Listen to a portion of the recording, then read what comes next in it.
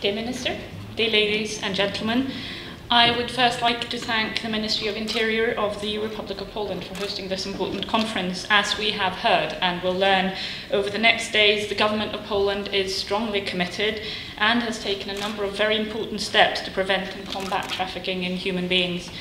Thanks also to our co-organisers, the Council of Europe and the International Organization for Migration. We come together today as partners to highlight what is a dangerous threat to basic freedoms across the globe. We all know the statistics. Human trafficking affects all of our countries. It fuels organised crime and the drugs trade. It harms our citizens. But worst of all, it destroys the lives of many, stripping them of their freedom and of their dignity. My own country, Norway, is also a destination and, to a lesser extent, a transit and source country for trafficked men, women and children. Much of our effort in Norway is linked to reducing some of the causes of trafficking in the countries of origin. At a basic level, this involves improving the conditions of vulnerability, poverty, lack of education, lack of employment opportunities that lead people into the arms of traffickers. At the same time, protection of victims is critical. The theme of today's conference is putting victims first. In Norway, through our victim support programs, we offer coordinated assistance and protection services to victims of trafficking. For example, the Rosa Center, and I believe they are here at the conference, which offers safe houses and information to female victims of human trafficking, plays a key role in our work to protect trafficking victims.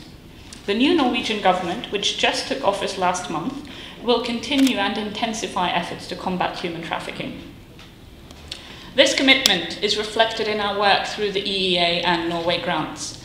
Through the grants, Norway helps to reduce economic and social disparities in the European Economic Area and strengthen bilateral relations with 16 EU countries.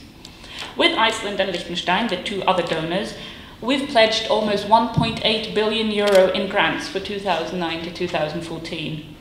Programs have been established in a number of different fields, from environment and climate change to civil society, health, research and justice. Poland, our host today, is by far the biggest beneficiary.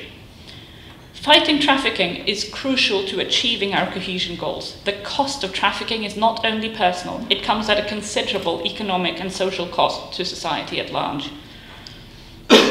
We are addressing trafficking through programs in 10 EU countries: Bulgaria, the Czech Republic, Estonia, Hungary, Latvia, Lithuania, Poland, Portugal, Romania and Slovakia. Protection of victims, making sure that victims get the support they need and deserve, is the main focus of our anti-trafficking initiatives. In Romania, as part of a project carried out with the Norwegian Police and the Council of Europe, we're putting in place an integrated system to better coordinate efforts to meet the needs of victims. As part of the project, a shelter for trafficking victims in Bucharest is to be set up. Across Central and Southern Europe, the grants are one of the prime funding sources for NGOs. NGOs are central providers of support services and assistance for victims of trafficking. In Estonia, we're providing funding for NGOs to carry out research to improve and expand rehabilitation services. Norway also supports an anti-trafficking hotline and training services for frontline professionals working with victims. As well as helping the victims, we're also focused on strengthening the law enforcement response. In Poland, we're launching a project to improve the capacity of the police to tackle cross-border trafficking to work smarter at borders. This involves stepping up regional cooperation to help identify, prosecute and convict traffickers. For more information about our programs, I invite you to visit the EEA and Norway Grants information stand outside the conference hall. As with many issues such as terrorism, climate change or the drugs trade, human trafficking has no respect for borders. It is a transnational crime and as such it requires a transnational response.